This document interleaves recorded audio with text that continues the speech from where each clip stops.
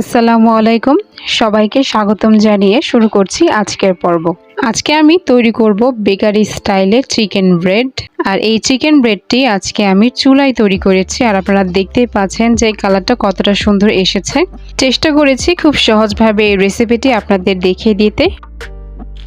তাহলে আর দেরি না করে মূল রেসিপিতে চলে যাচ্ছি।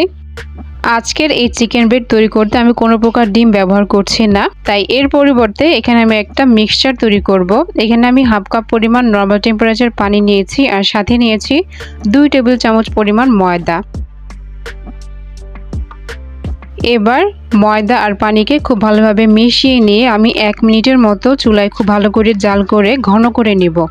যখন একেবারে ঘন হয়ে আসবে তখন চুলা থেকে নামিয়ে আমরা এটাকে একটা পাত্রে রেখে দেব। এ পর্যায়ে আমি এখানে হাফ কাপ পরিমাণ কুসুম গরম পানি নিয়েছি। পানিটা অবশ্যই কুসুম গরম হতে হবে।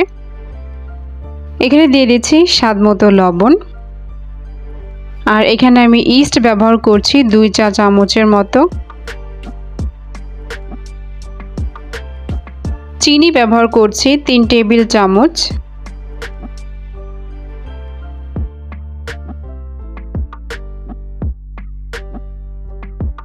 আর সবার শেষে এখানে আমি দিয়ে দিচ্ছি গুঁড়ো দুধ 3 টেবিল চামচের মতো। এবার এটি কাঁটা চামচ দিয়ে আমি এই মিশ্রণটাকে খুব ভালোভাবে মিশিয়ে নিব। এই মিশ্রণটাকে আমরা ঢাকনা দিয়ে ঢেকে রেস্টে রেখে দেব 10 মিনিটের জন্য। আর অবশ্যই এমন জায়গায় রাখতে হবে যে জায়গাটা তুলনামূলকভাবে গরম। 10 মিনিট পর ইস্টটা অ্যাক্টিভ হয়ে গিয়েছে। আপনারা দেখতেই পাচ্ছেন উপরে একটু বাবল সৃষ্টি হচ্ছে, এর মানে ইস্টটা পারফেক্টলি অ্যাক্টিভ হয়েছে। এবার একটি বোলে আমি ইস্টের সেই মিশ্রণটা ঢেলে দিব।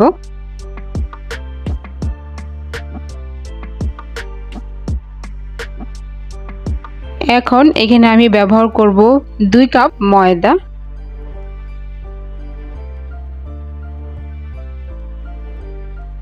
আর এ পর্যায়ে এখানে আমরা সবার প্রথমে যে ফ্লাওয়ার মিক্সচারটা তৈরি করেছিলাম সেটা এখানে দিয়ে দিব। আর অবশ্যই খেয়াল রাখতে হবে যাতে এই মিক্সচারটা ঠান্ডা হয়। এখন সবকিছু আলতো হাতে খুব ভালোভাবে মিশিয়ে নিতে হবে।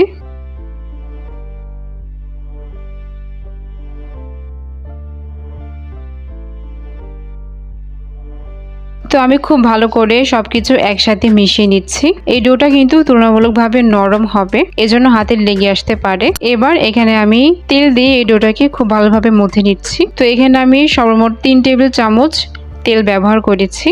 অল্প করে তেল দিয়ে খুব ভালো করে ময়ান করে নিতে হবে। বোলের চারপাশটা কিন্তু ক্লিন হয়ে গেছে, কোনো জায়গায় কোনো ময়দা লেগে নেই। তো এখন আমরা এই ডোটাকে একটা সারফেসে রেখে খুব ভালো করে মথে নেব 15 থেকে 20 মিনিটের জন্য।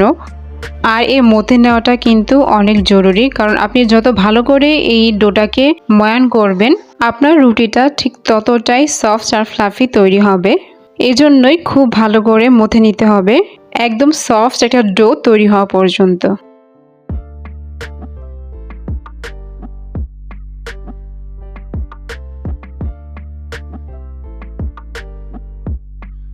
আমার ডোটা তৈরি হয়ে গিয়েছে। তো এবার আমি একটা গোল বলের মতো শেপ করে নিচ্ছি। এবার ডোটার উপরে আমি সামান্য তেল খুব ভালোভাবে মাখিয়ে নিচ্ছি। আর সাথে এই বোলটার চারপাশেও তেল লাগিয়ে নিচ্ছি। এতে করে যখন ডোটা ফুলে ডাবল হয়ে যাবে তখন খুব সহজেই এই বোল থেকে ছাড়িয়ে নেওয়া যাবে। তো এবার আমি এই ডোটাকে একটা প্লেটের সাহায্যে ঢেকে রেস্টে রেখে দেব 1 ঘন্টার জন্য। যদি শীতের দিন হয় তাহলে এই ডোটা ফুলতে একটু সময় লাগতে পারে।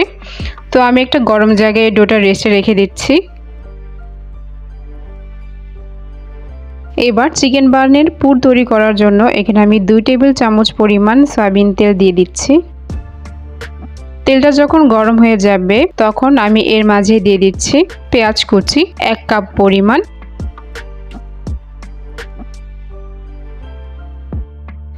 এই পেঁয়াজ কুচিগুলো আমি একটু হালকা করে ভেজে নেব, একদম লাল লাল করে ভাজার কোনো প্রয়োজন নেই। তো আমি হালকা করে ভেজে নিয়েছি। এখন এর মাঝে আমি ব্যবহার করব 1 চা চামচের মতো আদা বাটা আর 1 চা চামচের মতো রসুন বাটা। তো এবার আমি আদা রসুনটাকে এই পেঁয়াজের সাথে খুব ভালো করে ভেজে নেব, এর কাঁচা গন্ধটা দূর হওয়া পর্যন্ত। আমি খুব ভালো করে ভেজে নিয়েছি। এখন এর মাঝে আমি শুকনো মশলাগুলো দিব। এখানে আমি নিয়েছি স্বাদমতো লবণ, 1 চা চামচ মরিচ গুঁড়া, 1/2 চা চামচ ধনিয়া গুঁড়া, 1/2 চা চামচ জিরা গুঁড়া, আর নিয়েছি 1/2 চা চামচের মতো গরম মশলার গুঁড়া। এবার আমি সবকিছু দিয়ে খুব ভালো করে কষিয়ে নেব।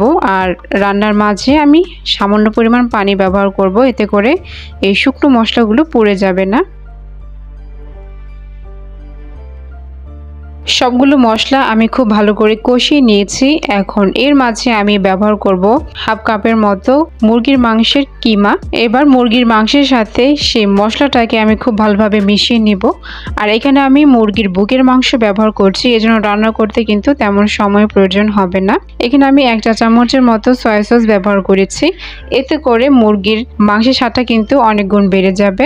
এবার আমি সবকিছু খুব ভালোভাবে মিশিয়ে এই মাংসটাকে রান্না করে নিচ্ছি। মাংসটা রান্না হয়ে গিয়েছে। এখন 1 টেবিল চামচ কর্নফ্লাওয়ারের সাথে 2 টেবিল চামচ পরিমাণ পানি মিশিয়ে একটা মিশ্রণ তৈরি করে নিচ্ছি।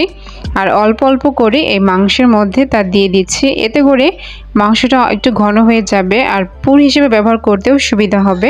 তো আমার পুরটা কিন্তু রেডি হয়ে গিয়েছে। এখন আমি চলে যাচ্ছি রুটিটা তৈরি করতে। ডোটা ফুলে ডাবল হয়ে গিয়েছে। এখন আমরা এই ডোটাকে 2 থেকে 3 মিনিট আবারও খুব ভালো করে মথে নেব। এবার রুটিটা তৈরি করার জন্য আমি এখানে কিছুটা পরিমাণ ডো নিয়ে নিয়েছি। আর এই ডোটাকে আমি একটু লম্বাটে করে বেলে নিচ্ছি।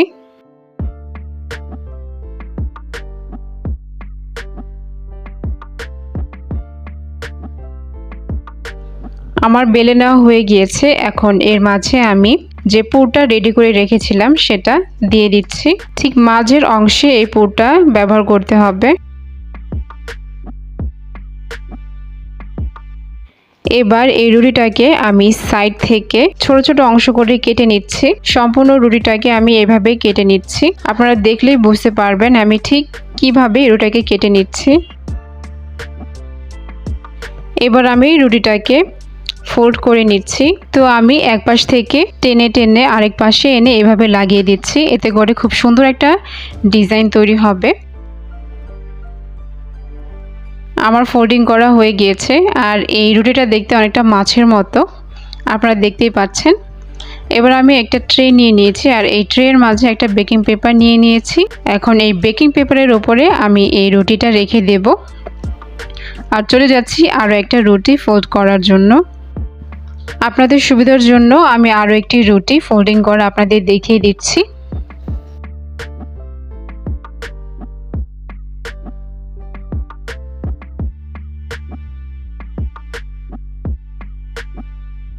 তো এভাবে আমি আরও একটি রুটি তৈরি করে নিয়েছি। এবার আমি দুটো রুটিকেই এই প্লেটটার মধ্যে রেখে দিব আর এই প্লেটটাকে ঢেকে আমি চুলার পাশে রেখে দেব 20 থেকে 25 মিনিটের জন্য। আপনাদের কাছে যদি সময় না থাকে তাহলে রেস্টে না রাখলেও হবে। তো আমি রেস্টে রাখার পর এই রুটিটা কিন্তু ফুলে গিয়েছে। এখন আমি এর উপরে ডিমের কুসুম আমি এই রুটির উপরে খুব ভালো করে ব্রাশ করে দিচ্ছি। আর এই ডিমের কুসুমটা যদি রুটির উপরে ব্রাশ করা হয় তাহলে রুটির কালারটা কিন্তু অনেক বেশি সুন্দর আসে। তো চেষ্টা করবেন ডিমের এই অংশটা খুব ভালো করে ব্রাশ করে দিতে। এবার আমি এর উপরে কিছু সাদা তিল ছিটিয়ে দিচ্ছি দেখার সৌন্দর্যের জন্য। আপনাদের কাছে যদি অ্যাভেলেবেল থাকে তাহলে দিয়ে দিতে পারেন।